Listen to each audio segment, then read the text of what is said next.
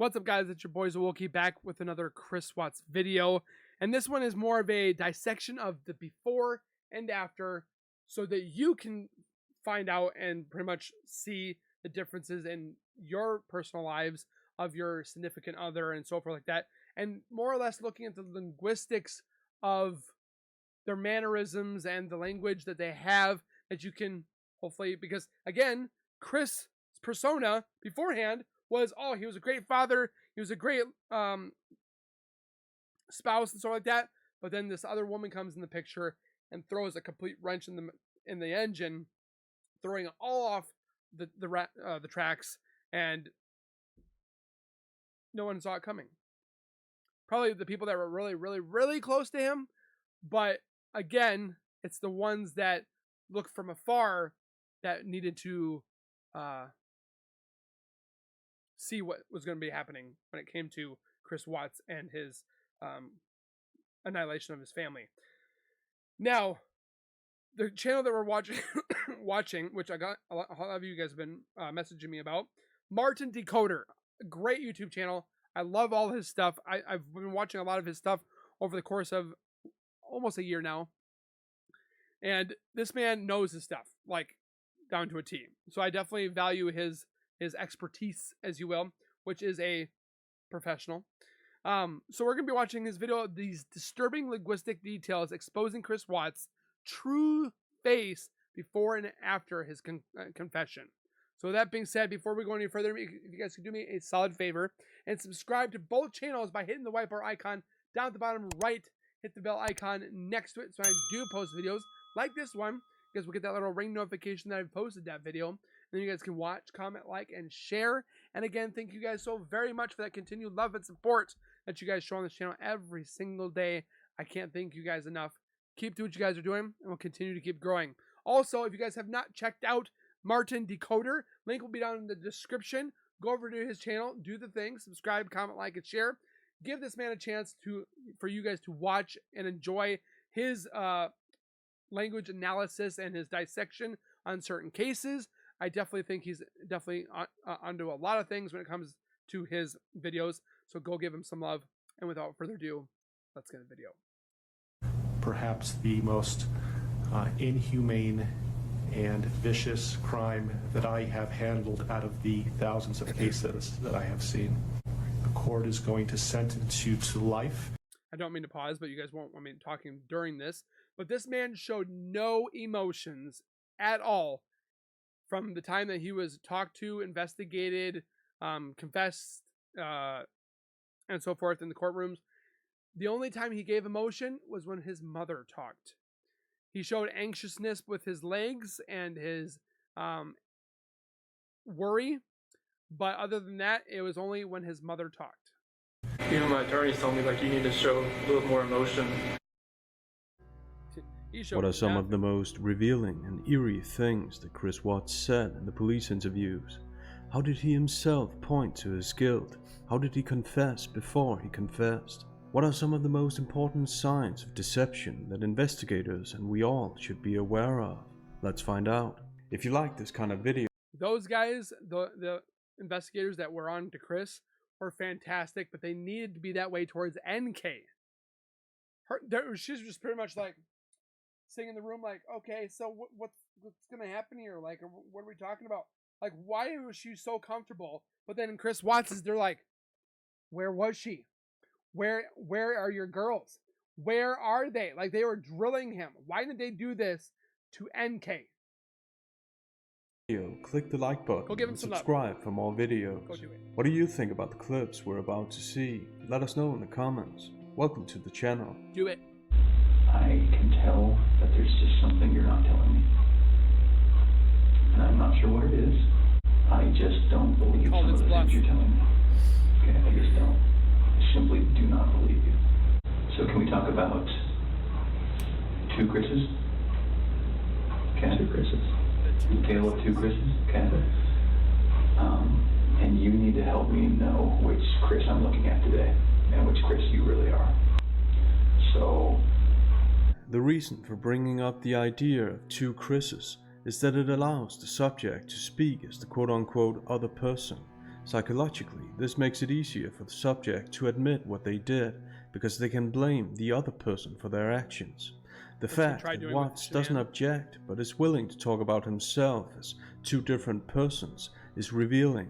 It suggests that he agrees with the agent, Coda, that he hasn't told the truth or the whole truth. In the following, Coda continues to give Watts excuses he can use to make it easier for him to confess.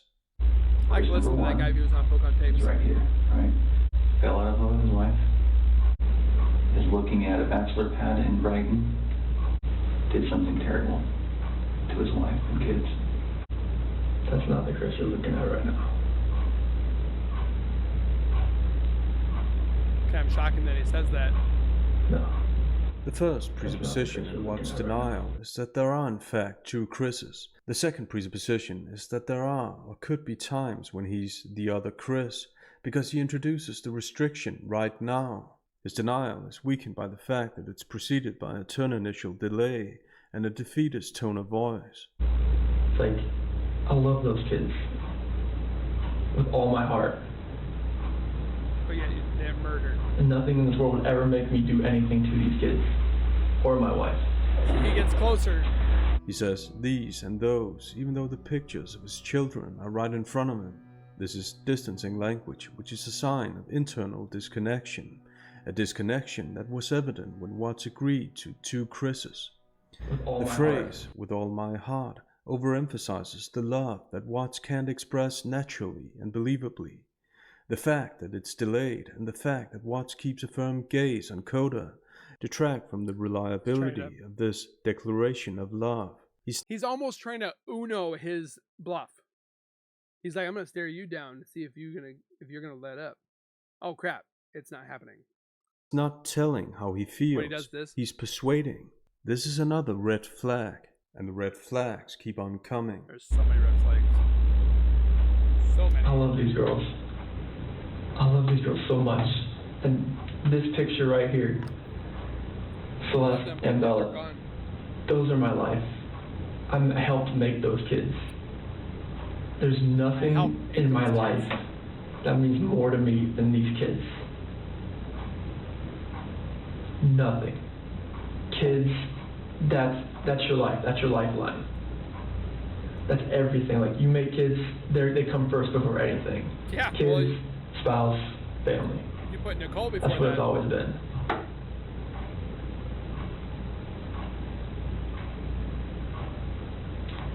Nothing you've told me tonight makes sense. Watts can convey emotions naturally, so in order to compensate for that, he repeats certain words. I love these girls. I love these girls so much.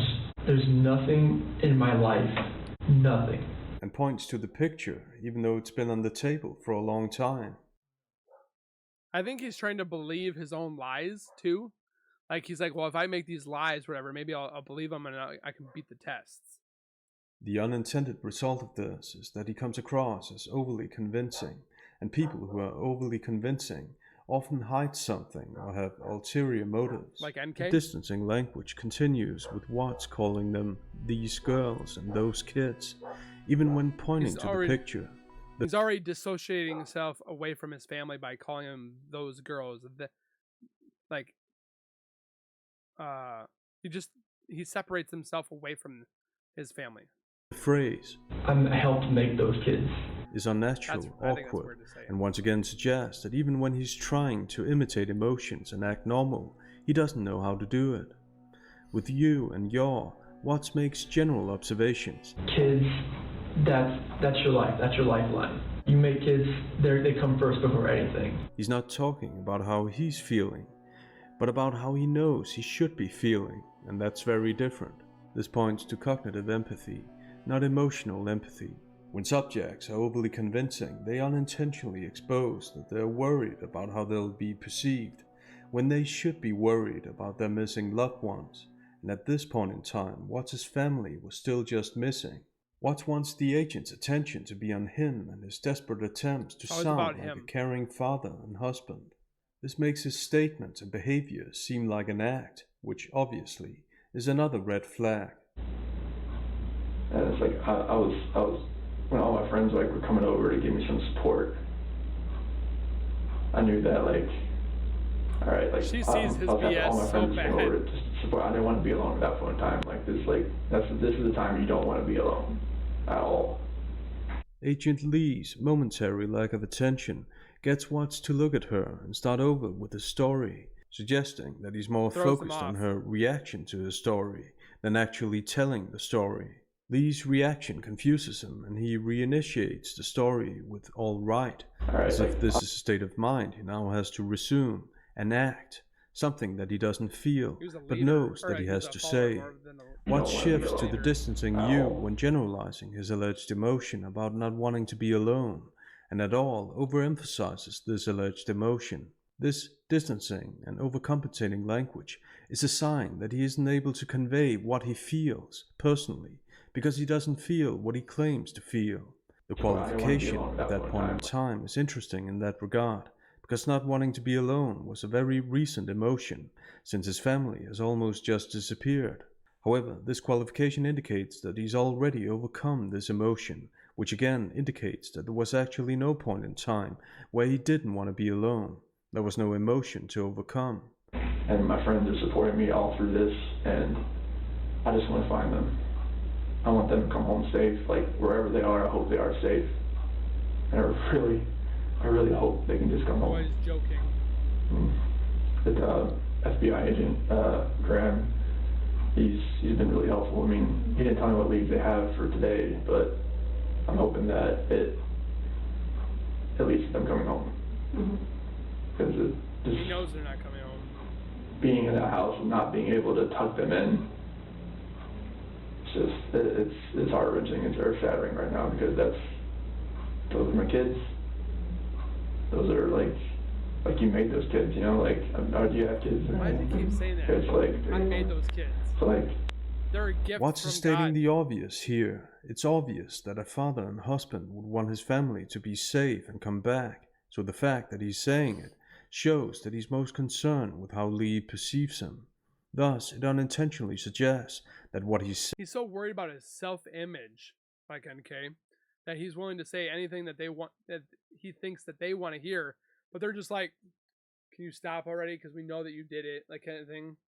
saying isn't what he's feeling. The hyperbolic language he uses to express his emotions, heart-wrenching and earth-shattering, doesn't match his unemotional demeanor. It's heart-wrenching. It's earth-shattering right now, because I really hope they can just come home. Watts makes that possibility sound far-fetched.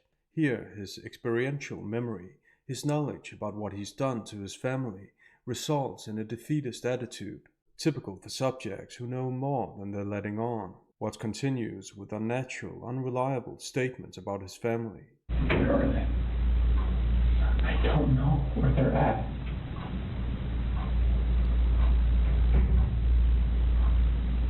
I do not know where they are at.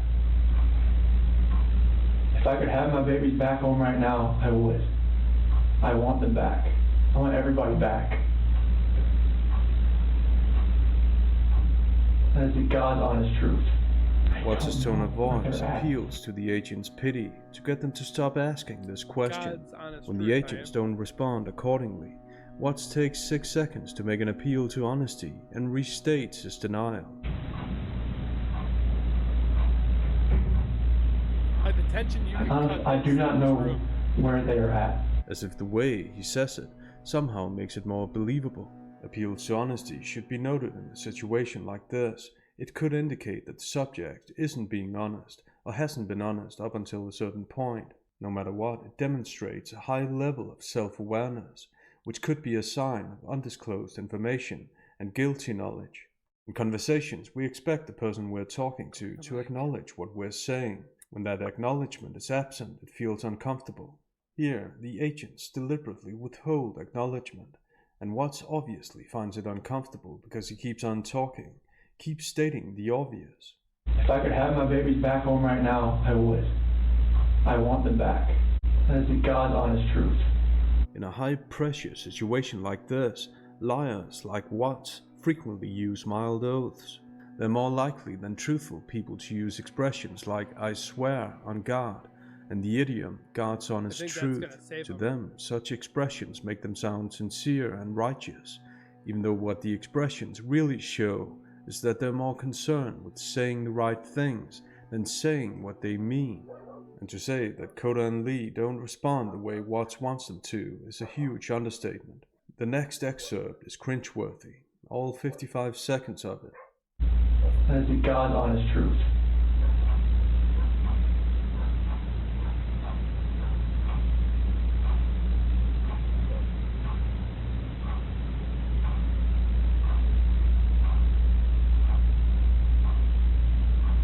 Well, you know it's not paused because you can hear the clock. You can see Tammy with her eyes blinking. I don't think the mail agent has blinked yet.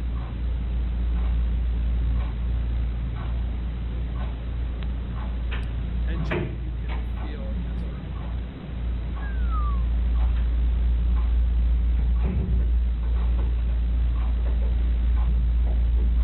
If this is that's one tactic that they always use, that we've always been told, that if you silence is golden. Like if you silence when you talk to somebody, it will eat them up and make them confess about things because no one's talking.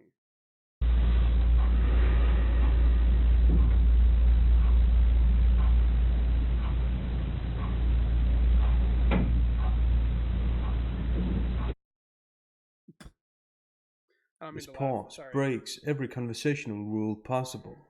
And this time, Watts doesn't take the silence to mean that he should say something. This is a dead end. Watts' talk about God is interesting because Watts has used God, his concept of God. And again, I don't shame anybody that's found God or anything like that, but you should have found him before you had these issues. You sat there and said that maybe I shouldn't be with Nicole. Maybe you should have prayed, God, please get me away from this woman. Bring me back to light with my wife, my children. Like praying helps. Like praying does wonders. I'm telling you. I mean, again, I'm not trying to put religion on anybody that doesn't believe, but I'm just saying it makes a matter of a whole difference in life. But this man didn't even try before, but then now that he's out or he's in prison, he thinks that he's the savior, he's the God's grace, he knows God's plan. He's bored in prison and he's looking at a Bible all the day long, which is great, but you should have done it before. To portray himself as a changed man, which unfortunately has become a go-to narrative for many deceptive people. Some people use it to make money, others to improve their reputation. The common denominator is that their motives are strictly self-serving. In one of his letters to his mother, Watts writes that he's still a You are not a dad anymore.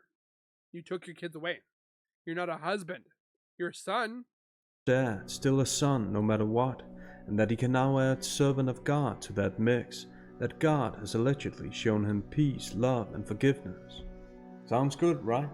No, because his prison interview makes it clear that he's using his belief or pretend belief for self-benefit.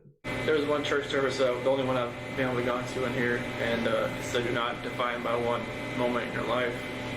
And I think that's like people are defining me by one moment in my life. The biggest moment in your life was you murdered your family. You don't want us to look at that? That's all we're going to look at. We don't care what you did back in high school, college, whatever have you. You took it upon yourself to do this act, which is causing everybody to look at you that way. He wants to change his self-image to this righteous, cured, saved man when he's a monster. I don't know like what happened before or what can happen later. So I just hope that, hopefully one day people can stop judging everybody. This is extreme downplaying of his decisions and what his victims had to endure. Watts says this as if other people should be able to relate to doing something wrong, when the truth is that this wasn't just one moment. This was a horrific crime that only few people would be psychopathic enough to even think about doing. Implicitly, he judges other people for defining him by one moment. By inference, then, Watts actually says that it's people who need to learn this lesson. This speaks to his lack of guilt and prominent sense of self-importance. Watts hasn't changed. People rarely do. He's merely trying out a new narrative to see if it'll win people over. Work. Oh, we miss you. That's another thing that bothers me the most is this man can talk to his sister, his mother, his father, but the Ruseks, Senior, Junior, and Sandy cannot speak to their daughter or their grandbabies. But Chris can talk to his family. Yeah. How was the birthday? It was really good. I got my face smashed in some cake. Oh, that's good. When you write me, you can explain some of the Bible to me, because when I read it, like, I don't understand it. So A lot of it I read a few times over before I turned the pages, so I could kind of absorb what it said. And do you understand it? Yeah, I understand. Like, I have a hard time. Watts had no problem lying in God's name. That is God's honest truth. But wait, that was before his big transformation. Yes, because people change their entire personalities that fast all the time. We just can't figure out why there's two Chris's. Okay? We talked about that last night. Yes. We just can't figure it out. But you weren't here today lying about something else. So we need to talk about that, okay? I cheated on her. I know. And this is very good. Keep I'm not proud of it. Watts mentions a quote-unquote lesser sin or an action that he can't be convicted of to avoid admitting the bigger sin. They should make adultery. I'm not proud of it. The unassertive self-repairs and rising intonation, asking, not stating, point to undisclosed information. She accused me of it. I denied it. She knew. I cheated on her, and I feel horrible for it. Like, she was pregnant, and it was... I don't want to... I didn't hurt her. His self-repairs and pauses indicate that he's buying time to sound emotional and sincere. However, he doesn't sound sincere. He tries to cry, his low-key tone of voice is an appeal to the agent's pity, as if that will get him off the hook. I cheated on her. I hurt her emotionally. I cheated on her. His self-repairs and pauses have finally resulted in something that he thinks he can use. He repeats the verb hurt, which presupposes that he did hurt Shanann somehow, even though he just said that he didn't hurt her. This points to guilty knowledge, undisclosed information. And I feel absolutely horrible about this, but... Watts' repetition and insertions of overly convincing linguistic elements like absolutely suggest rehearsal. He's rehearsing how to answer convincingly. That's what I've been holding. I think that. When will deceptive subjects admit to have been holding something back? When they know they've done bigger things than the thing they're admitting to. Watts' claim to be honest, but now, all of a sudden, he's willing to admit that he's been holding something back. When I didn't go to the Rocky game, I was with her. Okay. I went to dinner with her. Okay. He'll admit to anything but the thing that he can be convicted of, his crime. Thanks for tuning in. I want more! Man, you need to do more. I want more. It was sad to see that this was only about 17 to 20 minutes long. Martin Decoder, again, has done fantastic work. If you guys look on his channel, if we go to his actual channel, which I'm subscribed, man has done a whole bunch of different cases all over the place. Obviously, he's done his fair share of Chris Watts's. He's looked into all these other cases and so forth. So definitely go give this man some love. Subscribe, comment, like, and share. Don't forget to subscribe on this channel as well. Comment your thoughts down below between the two Chris's. The one before and the one after. What do you see? What do you not see? I'd love to hear you guys' partake on this. Hit the like button again, and we'll see you guys in the next one. Please take care, be safe, and as always, keep nerding on, and we'll see you guys next time.